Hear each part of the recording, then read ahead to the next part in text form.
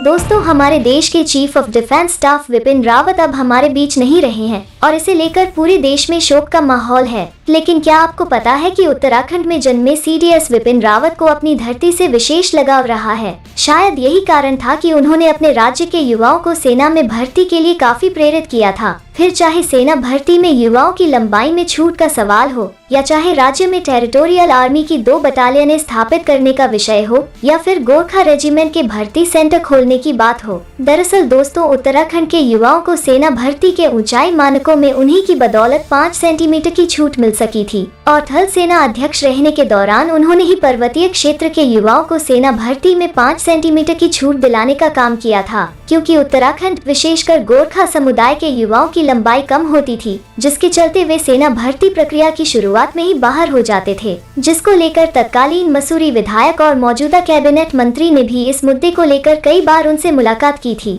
और इसके बाद उन्होंने युवाओं को लंबाई में 5 सेंटीमीटर की छूट देने के प्रस्ताव को मंजूरी दे दी थी। दोस्तों, उनके द्वारा छूट देने के बाद बड़ी संख्या में उत्तराखंड राज्य के युवा सेना में भर्ती होने में कामयाब हो पाए थे, जो पहले कम लंबाई होने के कारण बाहर हो जाते थे। इसके अलावा उन्होंने राज्य के युवाओं को सेना भर्ती में अवसर प्रदान करने के लिए पिथौरागढ़ में BRO की स्थापना, गोरखा रेजिमेंट का भर्ती सेंटर खोलने की सहमति और राज्य के दोनों मंडलों में टेरिटोरियल आर्मी की एक बटालियन स्थापित करने के लिए भी सैद्धांतिक सहमति दे दी थी। दोस्तों, एक तरफ उनके जाने का गम लोगों का मन दुखित कर रहा है, वहीं दूसरी तरफ उनका देश सेवा में योगदान एक लंबे समय तक देश भर के युवाओं को सेना में भर्ती होकर अपनी मातृभूमि की सेवा के लिए प्रेरित करता रहेगा।